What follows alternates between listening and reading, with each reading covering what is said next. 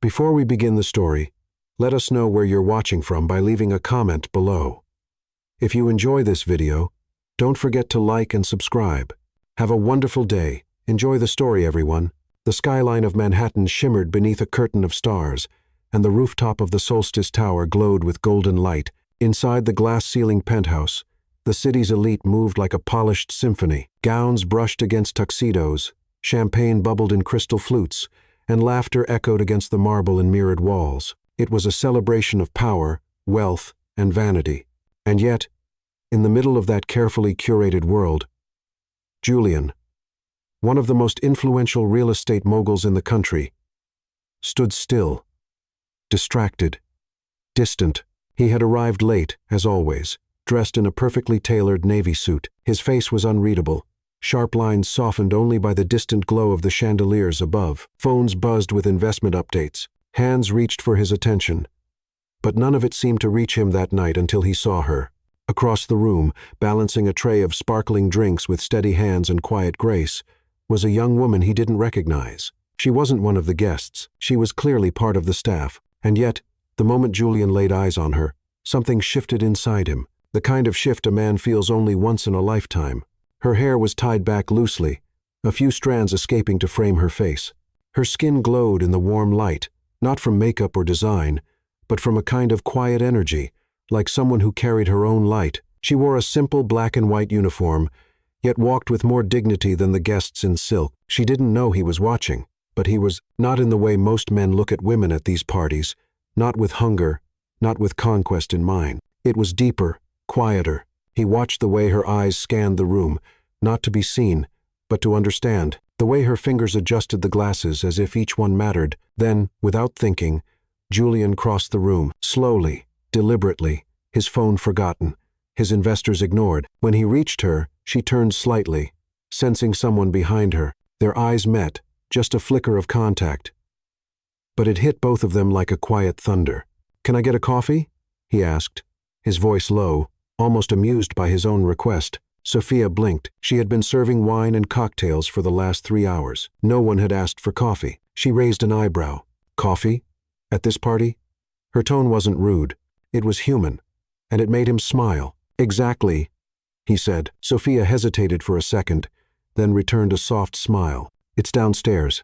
I'll need a minute." "I'll wait," he replied, watching her as if there was nowhere else he'd rather be. She disappeared through the staff corridor, and Julian remained in place, standing among socialites and million-dollar conversations, thinking only of her. Who was she?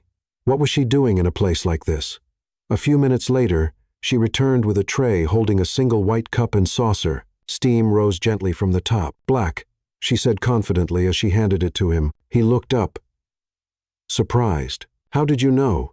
I guessed. Her eyes held his again, longer this time. No fear, no flirtation, just honesty. For a man used to being admired and feared, it was disarming. He took a sip and nodded. "Perfect."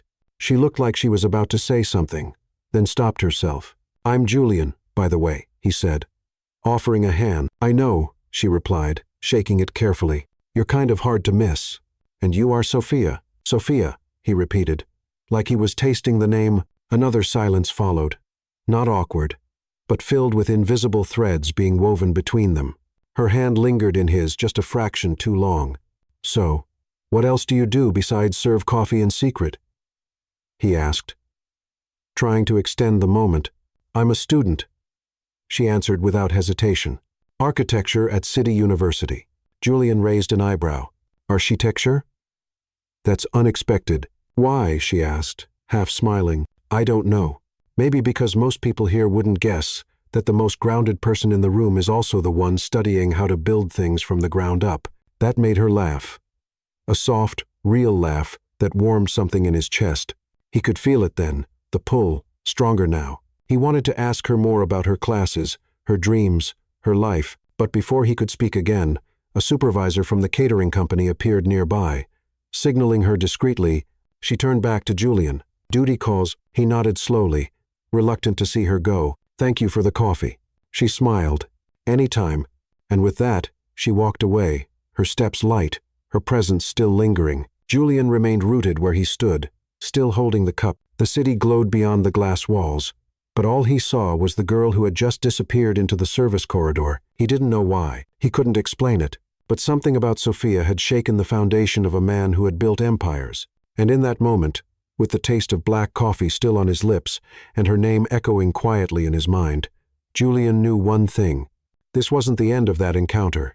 It was only the beginning. The next morning, Julian stood before the floor-to-ceiling windows of his Manhattan penthouse, a cup of untouched coffee cooling in his hand. Below him, the city moved like clockwork. Horns, pedestrians, ambition, but inside his glass and marble fortress, everything was still. He had been awake since before sunrise. Sleep hadn't found him easily. His mind kept returning to one image. Her. Sophia. She had appeared like a whisper in a thunderous world, and somehow that whisper had left an echo. Julian wasn't a man who got distracted. Not easily. He dealt with numbers, contracts, steel beams, and skyline visions. Women came and went. Beautiful, polished, predictable, yet none of them had lingered like this. None had shifted something deep within his chest, the way she had with a smile and a cup of coffee. He walked into the kitchen, placing the cold mug on the counter, the automatic blinds adjusted with the sun, but it felt meaningless. Everything around him was curated for elegance. Designer chairs, priceless art, imported granite. But now all of it felt excessive, superficial. He found himself searching for that feeling he'd had last night. The simplicity in her presence, the clarity in her voice, the warmth in her eyes that didn't beg to impress, only to exist truthfully. He opened his laptop and began searching. It didn't take long to find her. She had been registered with the catering agency for just under a year. Her name appeared on the roster as a temporary hire, but what caught his attention more was her second affiliation. City University, School of Architecture. He leaned back in his chair, letting out a slow breath. Of course, he remembered the way she had talked about space, about how people moved through rooms. He'd heard the passion behind her words. It hadn't been rehearsed. It had been real. He closed the laptop and grabbed his coat. Julian wasn't sure what he was doing, but he knew where he was going. The bell above the door chimed as he stepped into Books and Brew, a small cafe nestled between a laundromat and an old bookstore just blocks from the university campus. The place smelled of cinnamon, ground espresso, and warm paper, a scent far more comforting than the sterile air of corporate boardrooms. He was overdressed for the environment. His tailored coat and Italian shoes out of place among the casual students, hunched over laptops and dog-eared novels. But he didn't care. He scanned the room, and then he saw her. Sophia was behind the counter, tying her apron with a pencil tucked behind one ear. She was laughing at something a coworker had said. Her posture relaxed, her presence grounded. She hadn't seen him yet. He stepped closer. When their eyes met, time hesitated again, just like it had at the party. She froze, not from fear, from surprise. "Mr. Hayes," she said, straightening. "Julian." He corrected gently, offering a smile. She blinked, clearly unsure if this was real. "What are you doing here?" she asked, lowering her voice. "I came for coffee," he said softly, "and maybe another conversation." Sophia glanced around, slightly flustered. She wasn't embarrassed by his presence, only confused by it. "I'm not sure I'm allowed to. I won't keep you from your work," he said quickly, sensing her hesitation. "I just wanted to see if maybe you'd let me sit later, after your shift." She looked at him for a long moment. Her guard wasn't up, but she was cautious. He admired that. "Okay," she said, almost in a whisper. "After my shift." He nodded and stepped aside, choosing a quiet table in the back, and waited. 2 hours later, Sophia slid into the chair across from him with a steaming mug of coffee in her hands. Her apron was gone, replaced by a faded denim jacket and a sketchbook tucked under her arm. "I wasn't sure you'd still be here," she said. "I wasn't sure you'd say yes," he replied. She smiled then, but didn't rush to fill the silence. Instead, she sipped her coffee and studied him, like she was trying to decide if this man, this billionaire, was real. "Why are you here, really?" she asked finally. "You could be anywhere." "I could," he admitted, "but last night, I realized I hadn't actually listened to anyone in a long time." "Not really. Then you spoke, and I heard something I didn't know I'd been missing." Her fingers gripped her cup a little tighter. "I'm not trying to impress you, Sophia. I just want to know more about you. I'm not used to people like you being interested in people like me," she said honestly. He didn't flinch. "Maybe people like me have been looking in the wrong places." The silence between them was no longer awkward. It was tender, charged with the possibility of something neither could name yet. Sophia opened her sketchbook and turned it around. Drawings, floor plans, hand-sketched cityscapes with notes in the margins. "These are beautiful," he said, gently tracing one of the lines. "You think in dimensions," she shrugged. "I think about how people live, how space makes them feel, not just where the light falls or how many bathrooms a place has, but if it feels like home." Julian swallowed, something tightening in his chest. He had built entire skyscrapers, luxury condos, billion-dollar investments. But not once had he asked himself if they made anyone feel at home until now. He looked up at her, and the noise of the cafe faded. "I'd like to see where you study," he said. She raised an eyebrow. "And then what?" "Then maybe you'll let me show you something, too." 2 days later, Julian found himself walking through the main quad of City University, wearing a wool coat instead of his usual blazer, hands tucked into his pockets like a man trying not to be noticed, which was ironic considering he was the kind of man people always noticed. He had no plan, no meeting, just a quiet need to see her again. Sophia hadn't answered his last message. He hadn't exactly asked anything. Just a simple, "I enjoyed our coffee." No pressure, no expectation, but something about her silence made him restless, like a question left hanging in the air with no punctuation. He turned a corner and stopped. There she was, sitting on a wooden bench, completely absorbed in a thick architecture textbook, a pencil in her mouth, and her fingers tangled in her hair. A stack of sketch pads rested beside her, and a travel mug steamed quietly at her feet. He hesitated, not because he didn't want to interrupt, but because he didn't want to ruin the view. It wasn't her beauty that held him there, though she had plenty of it. It was her stillness, the way she belonged to the world without needing to announce herself. She looked up, saw him, and smiled. Not a wide, rehearsed smile, just a soft one, like she was surprised to see him, but not unhappy about it. "Are you following me now?" she teased, closing the book on her lap. "I was in the neighborhood," he said, walking closer, "and the universe might have given me a nudge." She laughed. "The universe must be bored." Julian sat beside her on the bench, close enough to feel the warmth of her jacket, but not enough to cross any lines. The air between them buzzed, quiet, expectant. "You really read those books?" he asked, glancing at her pile. "All of them?" she said. "I don't have the luxury of skipping steps. If I want to build something real, I have to earn it." That answer hit him harder than it should have. He leaned back. "You know, I built my first development when I was 27, a tiny apartment complex in Brooklyn. Nothing glamorous, but it meant something back then." "What changed?" He paused. "I did." She looked at him then, long enough for him to feel it in his bones. "Do you ever miss who you were?" she asked. Julian turned his face toward the sky. "Sometimes I think he'd be disappointed in the man I became." "That's a heavy thought," she whispered. He looked at her. "What about you? What would the younger version of you say if she could see you now?" Sophia smiled softly. She'd say, "We made it further than we thought," and then she'd probably scold me for still being scared of success. They sat in silence, not awkward, just deep. Then he gestured toward the sketchpad beside her. "Can I?" She nodded. He opened it and flipped through a series of drawings, hand-drawn floor plans, elevation studies, light behavior patterns, shaded renderings of community spaces, nothing flashy, everything functional, human, alive. "Why architecture?" he asked. Sophia tucked her hair behind her ear. "Because buildings hold stories, and because most people spend their whole lives walking through spaces designed by people who never knew them. I want to change that. I want to build things that make people feel safe, seen, belonging." Julian closed the pad carefully. He couldn't remember the last time someone talked about design with that much soul. "You don't know how rare that is," he said. Sophia sipped her coffee, her eyes never leaving his. "I think you do. You just forgot." The words landed with precision. They sat quietly again until a gust of wind blew a few leaves across their feet. She shivered slightly. And Julian, without thinking, removed his coat and placed it over her shoulders. "I'm fine," she said, smiling. "I know," he replied, "but maybe I'm not." She looked at him, puzzled. "Maybe I need to do something good today," he added softly. Sophia didn't give the coat back. She just adjusted it and looked away, her cheeks tinged with warmth. After a while she spoke again. "Why me?" He turned his head. "What do you mean? You could have anyone. Models, executives, women who understand your world. Why are you here?"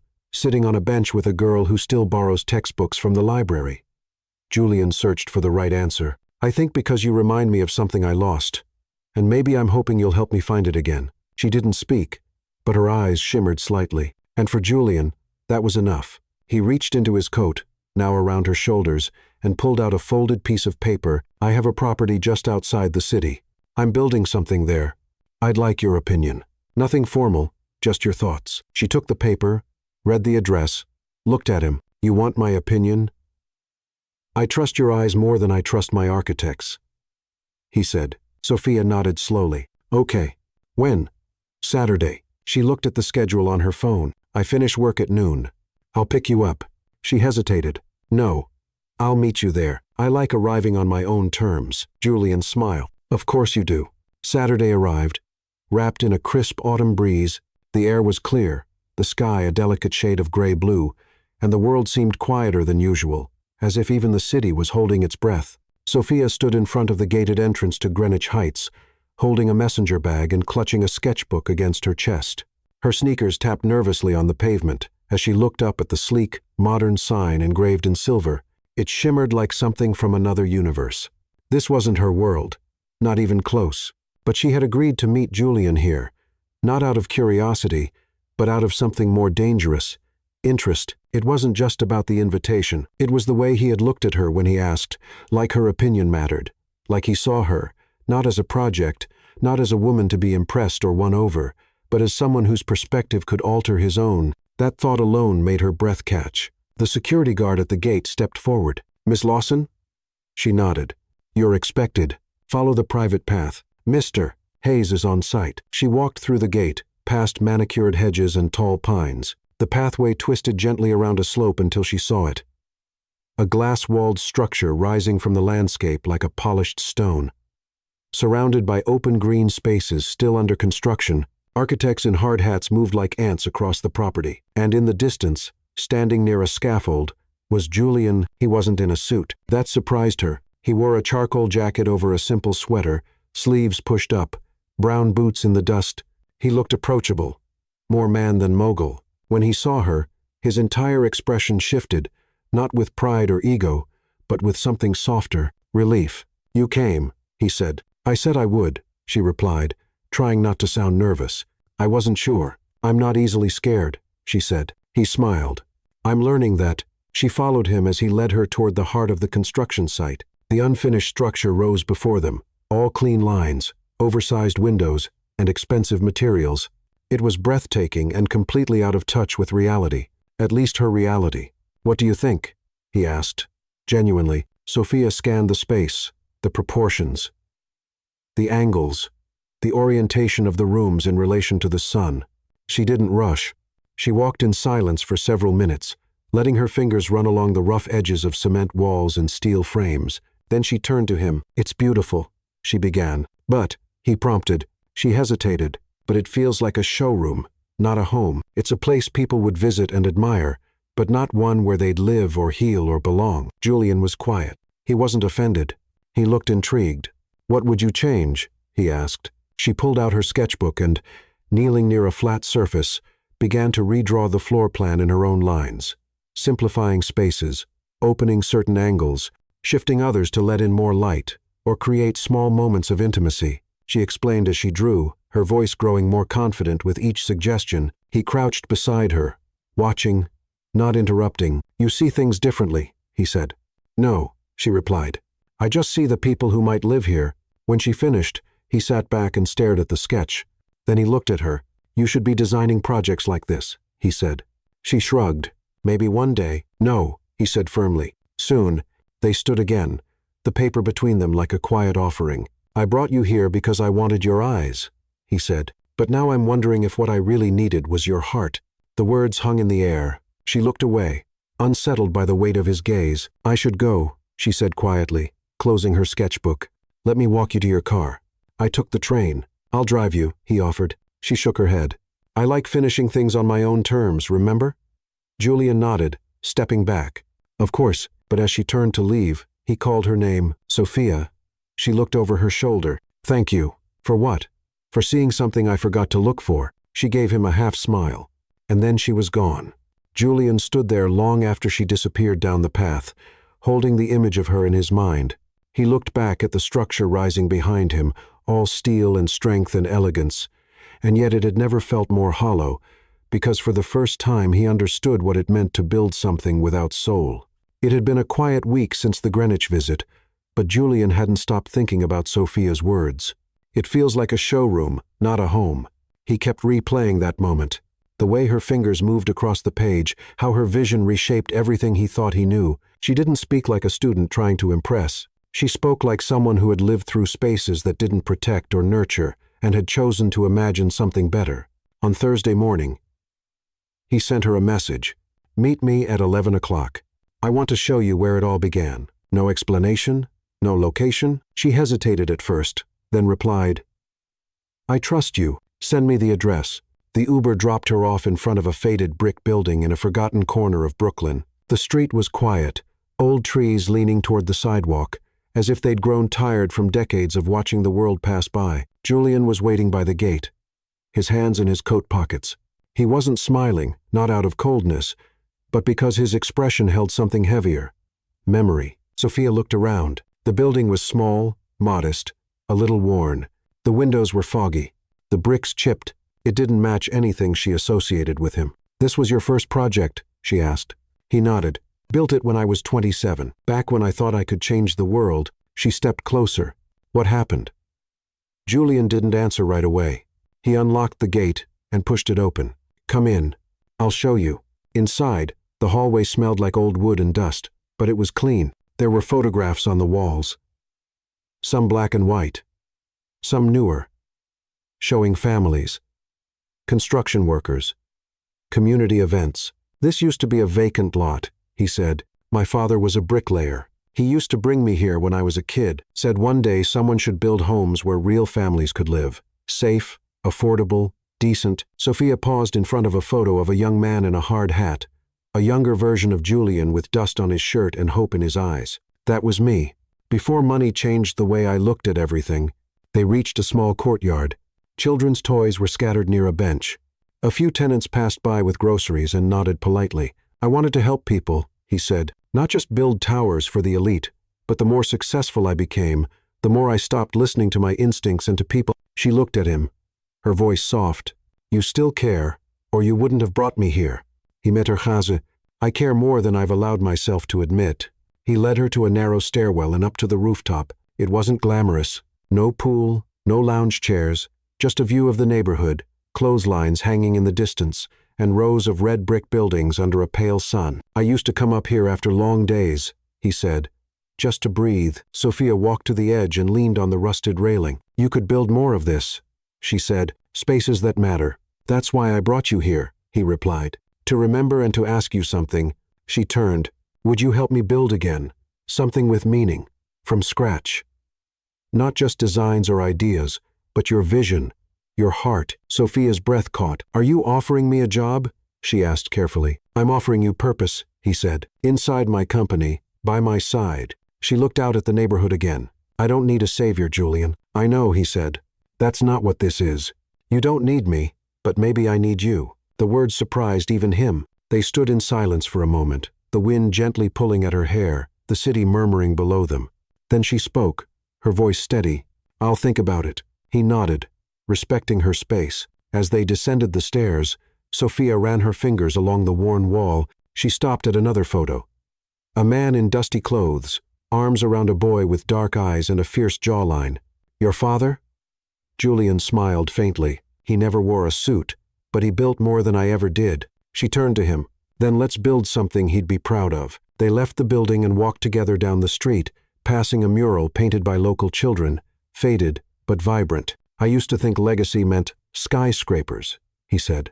"Now I wonder if it's something much quieter." "Legacy is how people remember how you made them feel," Sophia said. He looked at her, and in that moment he realized she was no longer just someone he had met by accident. She was becoming the mirror through which he saw the man he once was, and the man he could be again. As they reached the corner where her ride was waiting, she paused. "I'll give you my answer soon," she said, "but not because you're offering me an opportunity." "Why then?" "Because I believe in what we could build together." She opened the car door but hesitated. "Julian." "Yes." There's something in your eyes now, something I didn't see before. What's that? Conviction, she said, and maybe a little hope. The door closed, and the car pulled away slowly. Julian stood on the sidewalk, watching until she disappeared around the corner. And for the first time in years, he didn't feel lost. But somewhere inside him, a question lingered. Was he ready to let someone like her shape more than just his projects, but his life? It was a Tuesday evening when Sophia sent the message, "Dinner at my place? It's nothing fancy, just real." Julian stared at his phone for a few seconds, a quiet smile forming on his face. No one had invited him for just real in a very long time. He didn't send a driver. He didn't wear a suit. Instead, he showed up at her building in Brooklyn wearing jeans, a navy sweater, and carrying a small bouquet of wildflowers he picked up from a corner vendor. The elevator was broken, so he took the stairs. 4 flights. He didn't mind. The door opened before he even knocked twice. Sophia stood there in bare feet and an oversized t-shirt tucked loosely into faded jeans. Her hair was pulled back with a pencil. She looked like herself, unfiltered, unguarded. "Hi," she said simply. "Hi," he replied, offering the flowers. "I wasn't sure what to bring." She took them with a smile. "They're perfect." The apartment was small, but full of warmth. Mismatched furniture, books stacked everywhere, a few framed sketches on the wall. The smell of garlic and roasted vegetables filled the air. On the kitchen table, 2 mismatched plates were set beside a single lit candle. "This is beautiful," Julian said, looking around. "It's home," Sophia replied, her voice soft. Nothing polished, just lived in. Clara, her mother, peeked from the hallway, drying her hands on a dish towel. Her smile was cautious but kind. "You must be Julian." "I am." "It's a pleasure, Mom." She laughed. "Mom makes me feel ancient. Call me Clara." Dinner was served without ceremony. Pasta primavera, warm bread, and conversation that drifted easily from childhood memories to old neighborhood stories. Sophia spoke with a lightness Julian had never seen before. Relaxed, unguarded. She wasn't playing a part. She was just being. Clara watched them closely, her eyes subtle but sharp. She asked questions, not invasive, but intentional, about his family, his values, what he really wanted out of life. Julian answered each one honestly. "My father was a bricklayer," he said at one point. "My mother worked nights in a hospital. I think they dreamed of something more for me. But sometimes I wonder if I left too much of them behind chasing it." Clara gave a quiet nod. "Chasing doesn't mean forgetting, but you do have to choose what you carry with you." Later, while Clara disappeared into her room with a book and a knowing look, Sophia and Julian moved to the tiny living room. A record played softly in the background, a jazz melody, warm and mellow. They sat on the old couch, shoulders nearly touching, the air between them filled with something electric and silent. "Thank you for this," he said. "For what?" "For letting me see your world." Sophia tilted her head. "It's just a small apartment." "No," he replied. "It's a place with love in the walls." She smiled, but something in her eyes grew distant. "I always wanted to offer my mom more," she whispered. "She gave up so much for me. And this life, it's been hard." Julian turned to face her. She raised a woman who dreams with both feet on the ground. "That's more than most." Silence settled over them again, not awkward, but heavy with awareness. Then, unexpectedly, the lights flickered and went out. Sophia sighed. "It happens. The breaker is old. Give it a second." But the room stayed dim. Julian reached for his phone to use the flashlight, but Sophia touched his hand. "Wait," she said. "Sometimes it's nice to sit in the dark." He paused, then turned the phone face down, so they sat side by side, breathing in the hush. The only light came from the flickering candle on the table, still glowing like a heartbeat. In the dark, without pretense or polish, something shifted. Julian turned slightly toward her. "Can I ask you something?" "Of course. Why me?" She didn't answer right away. "Because you stopped looking at me like I was someone you needed to fix," she finally said, and started listening. His throat tightened. "And you?" she asked. "Why me?" He hesitated. "Because every time I walk away from you, I start questioning everything I thought was true." The silence grew louder. Then, almost shyly, her hand found his. No words, just skin to skin, warm and tentative. They stayed that way until the power came back on, the light above them buzzing back to life. But neither of them moved. "I should probably go," Julian whispered. "You could stay a little longer," she said without looking at him. So, he did. They didn't kiss. Not that night, but something deeper happened. A promise built in silence, stronger than anything physical. When he finally stood to leave, she walked him to the door. "Good night," Julian," she said softly. He paused in the doorway. "I haven't felt this at peace in a very long time," he admitted. Sophia nodded, her eyes steady. "You're welcome here.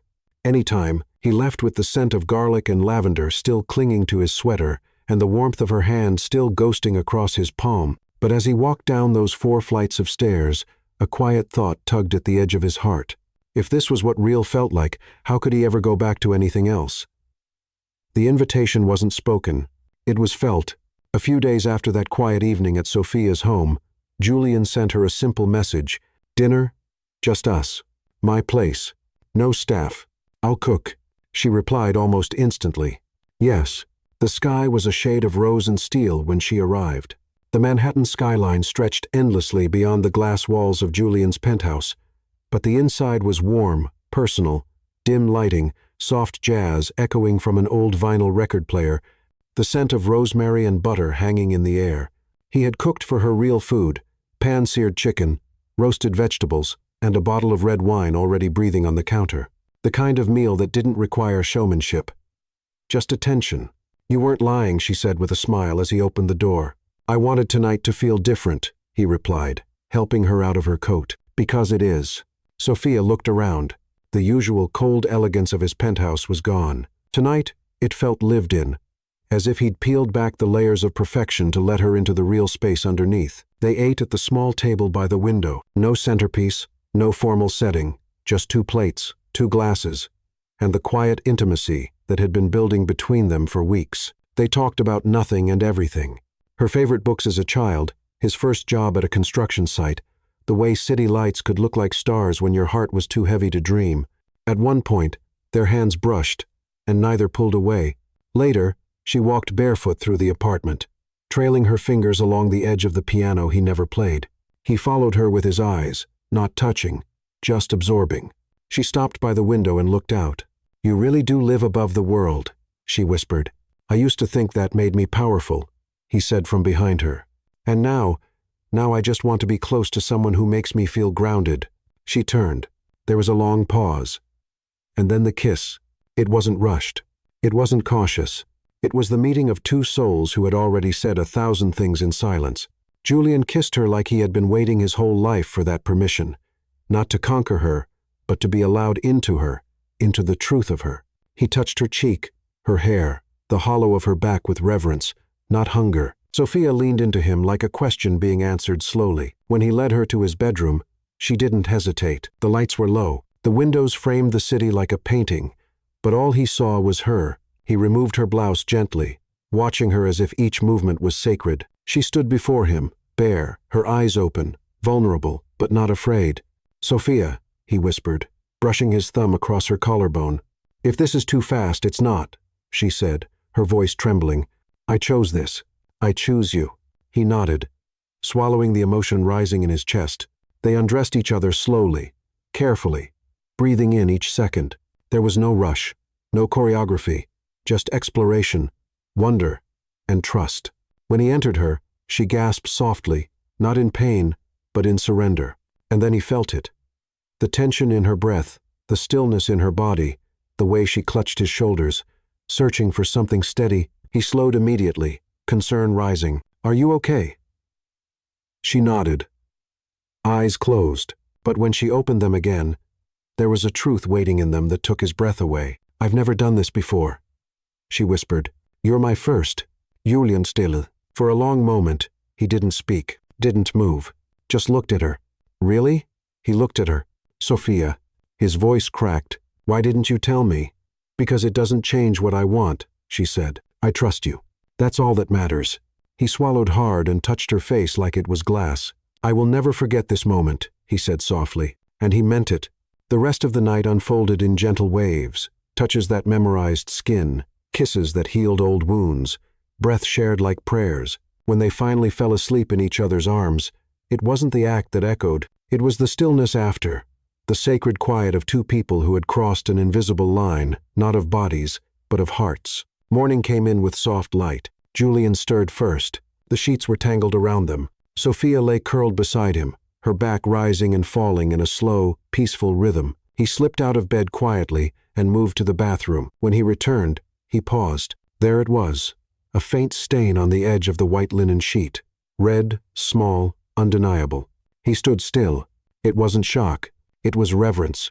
He sat on the edge of the bed, his fingers grazing the fabric. The weight of what she had given him, not just her body, but her trust, her first time, her vulnerability filled his chest like a flood. He looked at her, still sleeping, and in that moment, he knew he had fallen in love. Not the kind that arrives in grand gestures or declarations, but the kind that builds quietly through truth and time. Through dinner at her place, through sketches on rooftops, through silence on broken couches. She stirred. "Morning," she mumbled, still half asleep. He leaned down, kissed her forehead. "Good morning, love." Sophia opened her eyes immediately, searching his expression as if part of her feared he would change now. But all she saw was awe. "You okay?" she asked. He nodded, then whispered, "You gave me something sacred last night." She blushed, pulling the sheet closer. "I gave it to the only person I've ever wanted to give it to." He pulled her into his arms, and in the quiet of that morning, wrapped in white sheets and fragile sunlight, Julian, billionaire, builder of empires, understood that some foundations are built not with stone or steel, but with trust and love, and the kind of honesty that leaves blood on the sheets and a promise in the heart. The following week, Julian moved through the world differently. Meetings that once consumed, his calendar felt hollow now. Memos, market reports, and expansion strategies all blurred together. Background noise. Behind the clarity that had settled inside him after that night with Sophia, it hadn't been about the sex. It had been about what it meant to be trusted, to be chosen, to be seen in his most human form and still be held. He carried her silence with him, the way she had whispered, "I trust you," and meant it. It echoed louder than any boardroom applause he'd ever received. That Monday morning, as he sat in the private conference room of Hayes Realty's executive floor, something shifted. He looked around the table. Wealthy men and women in expensive suits, eyes gleaming with ambition. They were discussing a new skyscraper project in Dubai. Profits were projected in 9 figures.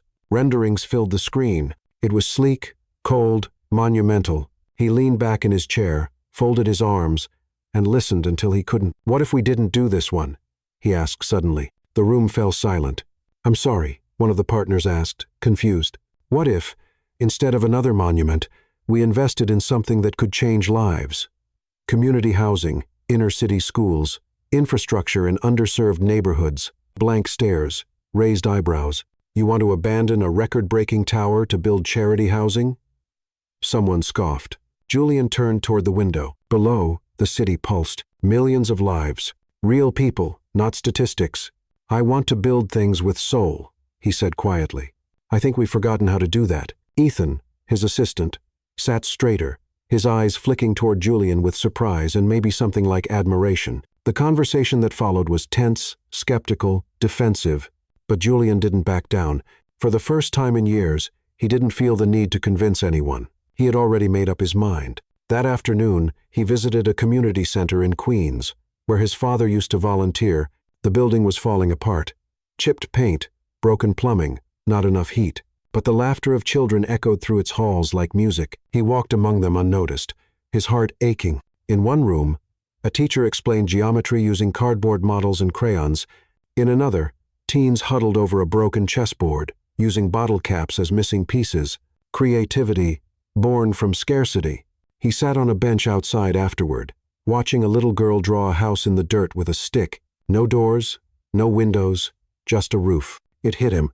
How many children grow up never imagining a space they can call their own? That evening, he called Sophia. "I need you to see something," he said. They met outside the Queen's Center at dusk. Sophia wore a thick scarf and gloves, her cheeks red from the cold. Her breath formed little clouds as she spoke. "What is this place?" she asked, stepping inside. "My father used to volunteer here," Julian explained, "back when he still had time to believe in good things." Sophia walked slowly through the hallway. The walls were covered in peeling murals. The floor creaked under her boots, but her eyes were bright. "It's not broken," she whispered. "It's just waiting for someone to believe in it again." He turned to her. "Help me rebuild it," he said. She looked up. "Seriously? I want this to be our first project together. I'll fund it. You'll lead the design. We'll create a place that protects people, inspires them, feeds their dreams." Her eyes filled with something soft, fierce. "I don't want to just design it," she said. "I want to walk with the people who will live here. Listen to them. Let their stories shape the space. He nodded. Exactly. For a long moment, they stood in the center of that broken hallway, surrounded by decay and potential. And in that quiet, something unspoken passed between them. Not ambition, not ego, alignment. In the days that followed, Sophia visited the center alone. She sketched while children played nearby. She spoke with single mothers, elderly volunteers, teenagers with ideas bigger than their neighborhoods. She asked questions. She listened. At night, she sent Julian voice notes. Today, a girl told me she dreams of becoming an artist, but has nowhere to draw at home. I think we need a studio space. We need more natural light, even if it's just through recycled glass. These kids don't need perfection. They need permission to dream out loud. He listened to every note as if it was scripture. Meanwhile, Julian began shifting Hayes Realty from the inside. He pulled funds from luxury projects, redirected grants, called in favors from philanthropic partners. Many resisted. Some called him reckless. But he was unmoved because, for the first time in a decade, he wasn't building to impress. He was building to matter. One evening, after a long day of meetings, Julian arrived at Sophia's apartment. She opened the door with graphite on her fingers and blueprints spread across the floor. He stood there for a moment, just watching her. "You look tired," she said, smiling. "I feel alive," he replied. They ate leftover soup on the floor, surrounded by sketches, reports, and sticky notes full of messy dreams. Afterward, as they lay on the couch, her head on his chest, he spoke softly. "You changed everything." She didn't answer. She just reached up and placed her hand over his heart. "You were ready to be changed," she whispered. Later that night, long after she'd fallen asleep, Julian sat alone at her kitchen table, staring at a child's drawing pinned to the wall. A crooked house, a sun, two smiling figures standing hand in hand. He didn't know who drew it, but he knew what it meant. And as he watched Sophia sleeping in the next room, the woman who had given him back his vision, he realized that building homes wasn't enough. He wanted to build futures and, maybe, if she let him, a life with her. It was raining the morning Julian walked into the campus building where Sophia studied. Not a storm, just a steady, patient kind of rain. The kind that smelled like renewal. He didn't bring an umbrella. He barely noticed the wet shoulders of his coat or the drops collecting on his hair. All he cared about was the folder in his hand, thick with drawings, documents, and something more vulnerable than any contract he'd ever signed. The receptionist recognized him immediately, though she tried not to show it. "I'm here for Sophia," he said quietly. "She's in Studio 4, down the hall to the left." "Thank you." He walked past rows of students hunched over drafting tables, past whispered discussions, and the scratch of pencils on vellum. The smell of ink, sawdust, and ambition filled the air. And he realized how much he admired this world, how much he admired her place in it. When he reached the door, he stopped. Sophia stood at a table, surrounded by peers, mid-presentation, animatedly explaining her latest concept for the Queen's Community Center. Her hands moved with conviction, her eyes lit with something far greater than pride. Purpose. Julian waited until she saw him. Her words faltered. Her gaze lingered on his face, then dropped to the folder in his hand. He smiled, soft and sure. She turned to her classmates. "Give me 5 minutes." They nodded, and she walked toward him slowly, wiping graphite from her palms with a cloth. "You're early," she said. "You're brilliant," he replied. She blinked. "Is everything okay?" He handed her the folder. "I wanted to do this somewhere special," he said. "But then I realized the most special thing is where you are, when you're doing what you love. And this is where I see your light." She opened the folder slowly, her breath catching as she recognized her own sketches, refined, scaled, and now approved with Hayes Realty's seal, architectural plans, permits, funding commitments, a letter of intent, naming her as co-lead designer. "You're not just part of the project," he said. "You're the voice of it." She looked up at him, stunned. "This is real." He nodded. "I want to build with you, Sophia, not just spaces, but life. I want to see what we create together, piece by piece, decision by decision. I want you on the team, in the meetings, shaping the future. But not just professionally." He paused, then reached into his coat pocket and pulled out a small velvet box. Her breath froze. "I know this is sudden, and maybe it's too soon. But I also know what it feels like to be completely certain of something. I'm not asking you to marry me today," he said, opening the box slowly. Inside was a delicate gold ring. No diamond, just a simple band with an engraving on the inside. She tilted it. It read, "From the ground up, I'm asking you to say yes to building something with me, to letting this grow at your pace, your terms, but with my heart beside yours. Always." Her eyes filled. For a moment, she couldn't speak. Then she reached for the ring, not to put it on, but to hold it between her fingers like something sacred. "I've never been proposed to," she whispered. "I've never meant it before," he replied. A long silence passed. Then she nodded. "I'm not ready to wear it yet," she said, her voice soft. "You don't have to. But I'm ready to say yes." His chest expanded with something he hadn't felt in years. Hope, without fear. Sophia stepped forward, rising on her toes to press a kiss to his cheek. "I want to build with you too," she said carefully. Brick by brick. That night, they returned to her apartment. Not to celebrate with champagne, but with soup and shared silence. They sat on the floor, papers scattered around them, her ring resting gently in a teacup near the windowsill. They didn't talk much. They didn't need to. It was all there. In the way she leaned into him, in the way he rested his head against hers, in the way they both stared at the same blueprint without saying a word. For the first time in his life, Julian didn't feel like he was chasing anything. He felt present, whole. In the days that followed, their project took form. Sophia's name appeared on internal memos. Her voice shaped conversations in rooms filled with architects twice her age. Investors questioned it. Julian defended it.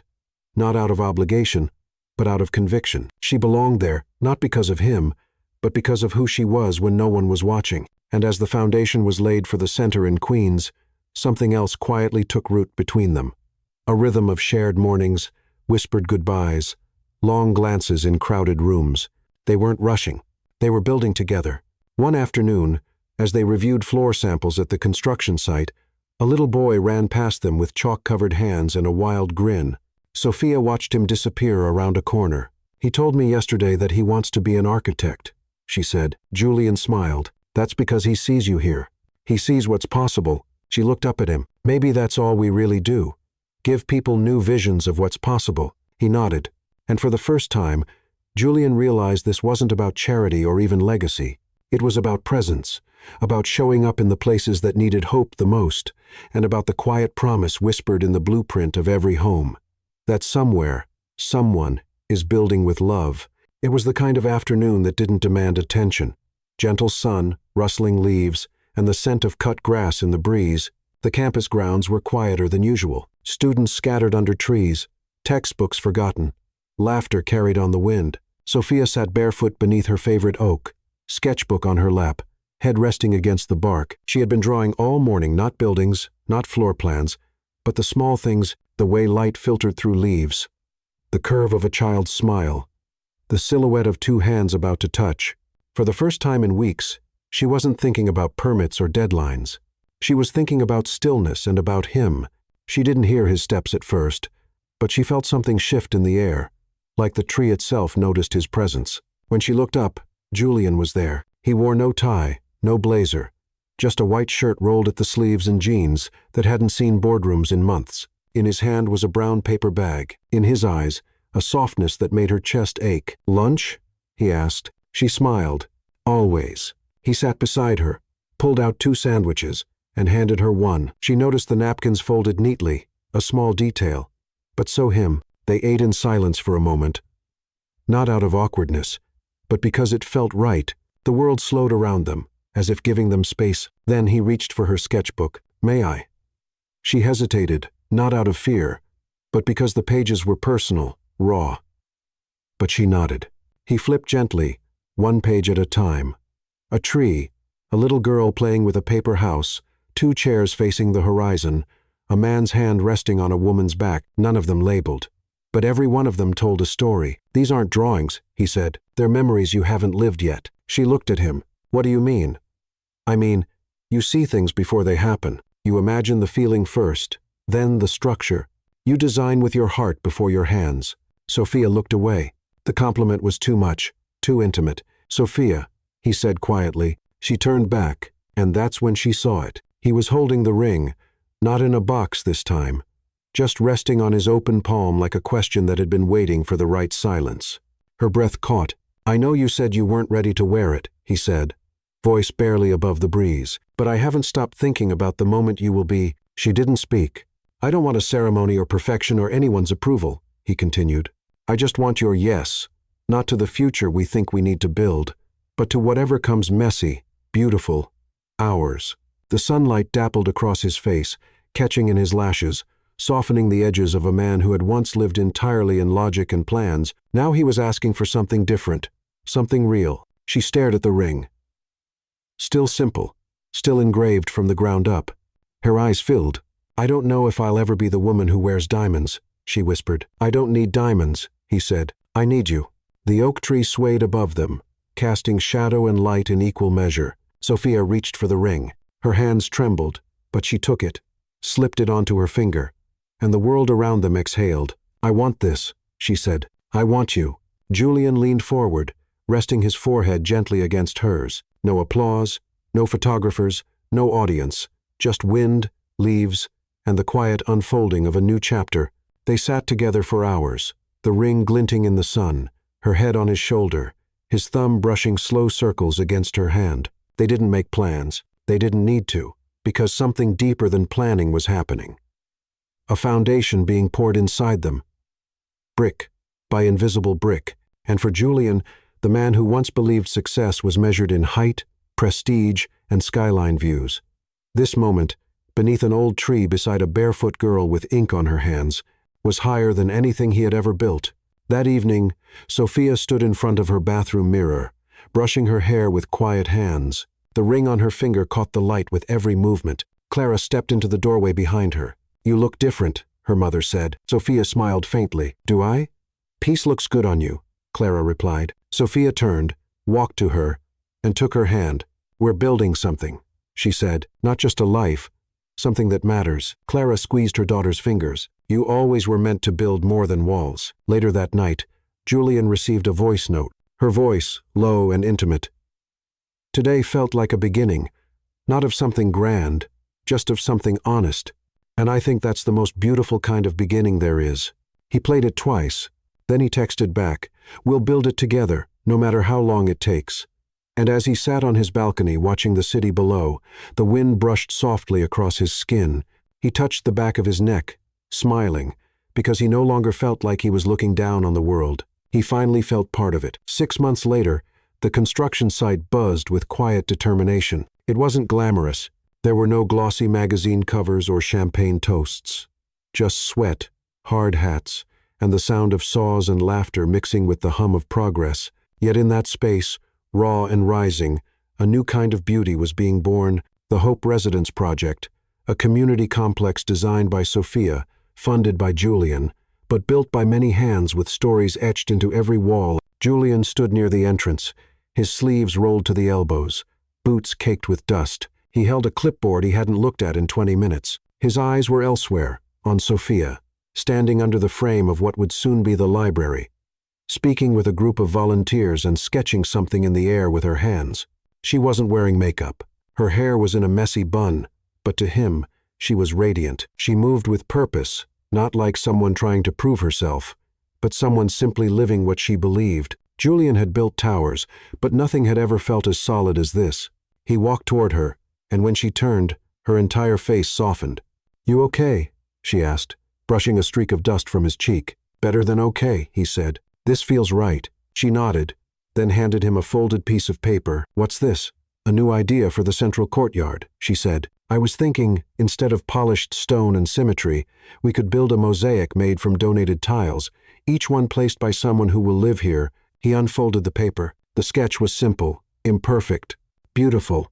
That's brilliant, he whispered. She smiled, then leaned in and kissed the corner of his mouth. Not a performance, just a rhythm now, the way they moved through life, side by side. Later that day, a group of children from the nearby school arrived with hand-painted signs that read, "This will be our home." Julian watched them run across the unfinished floors like they already belonged there.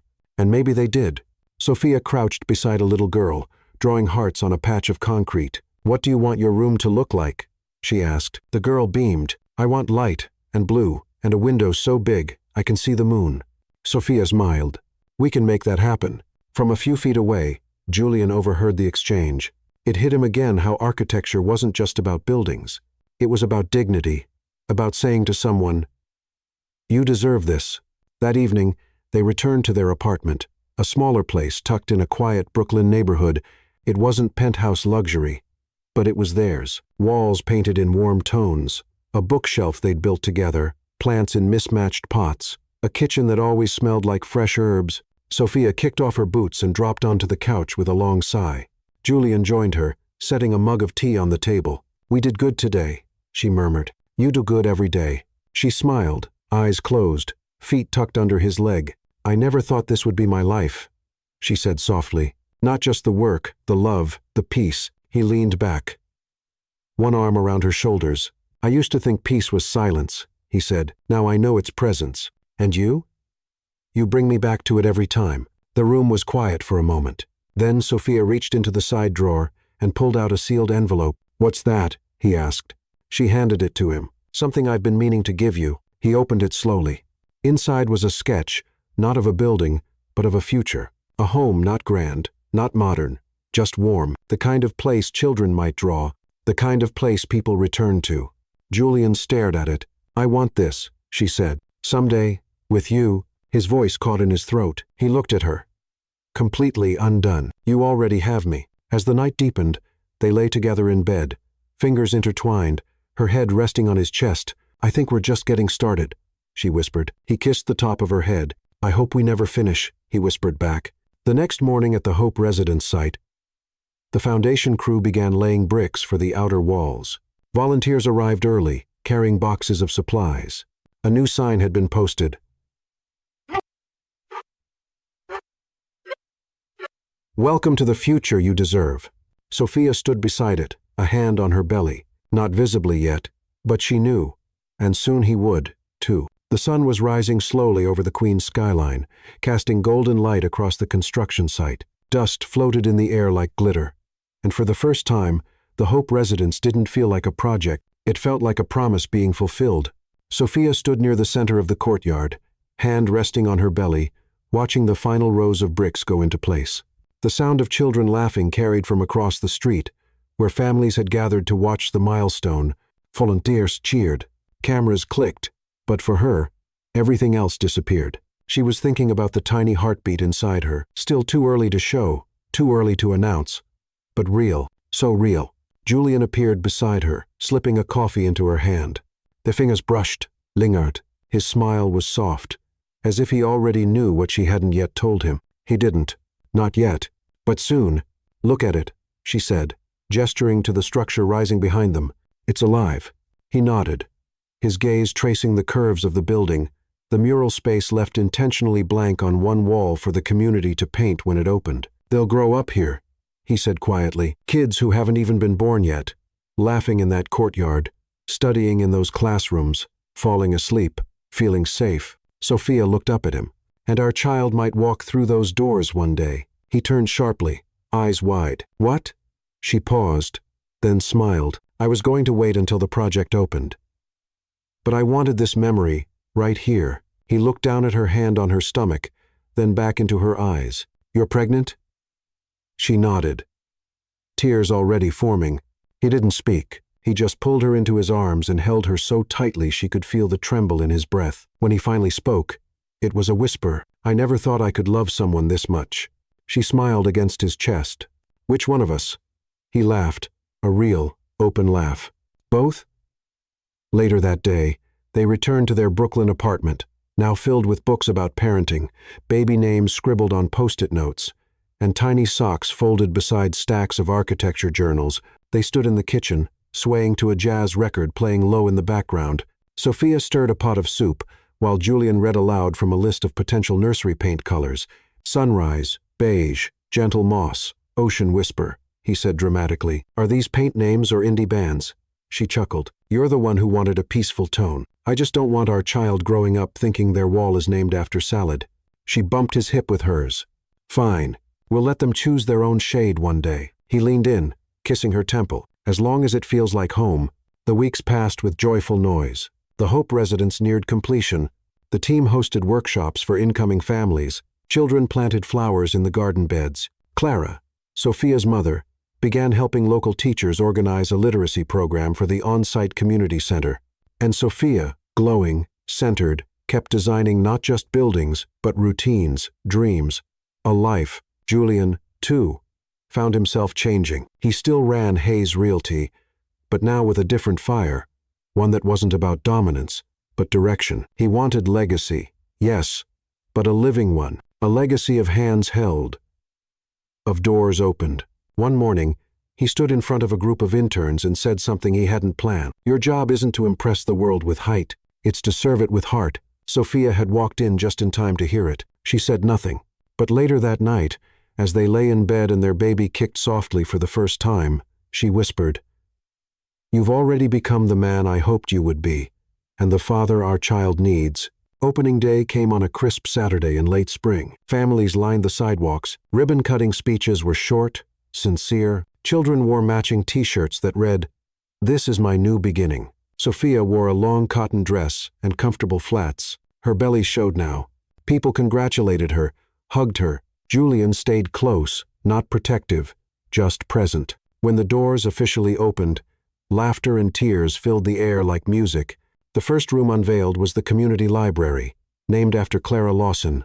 She wept openly. "I didn't raise an architect," she said. "I raised a heart that builds." Julian kissed her cheek. "And you made her brave enough to change everything." Later that afternoon, as the sun dipped low, Sophia and Julian found themselves alone in the garden courtyard. The mosaic was finished, each tile placed by a future resident. They sat on a bench in silence. Birds flew low over the rooftops. Their child kicked again. Sophia took Julian's hand and placed it over her belly. "She already loves the sound of your voice." He closed his eyes, overwhelmed. "I didn't know life could feel like this." She leaned her head against his shoulder. "This isn't the end," she said. "It's the ground floor." He smiled. "And we'll build the rest together." That night, as the apartment grew quiet and the baby finally settled, Julian walked through each room slowly, touching walls, straightening a book, closing windows. He paused at the crib they had just finished assembling, ran a finger across the edge, then turned to the window, looking out at the city lights. Once, all of this had felt so far away, unreachable, unreal. Now it felt like home. And as Sophia called softly from the other room, he turned and walked toward her voice without hesitation, without fear, with a full heart and a steady step toward the family he had always been building. She wasn't part of any business plan. He wasn't part of her childhood dreams. And yet, brick by brick, they built something neither of them knew they needed. A home. Because sometimes the truest love doesn't come with grand promises. It arrives with a quiet gesture, a respectful touch, a look that sees beyond appearances. And it's there, in the invisible detail, that what is eternal is born.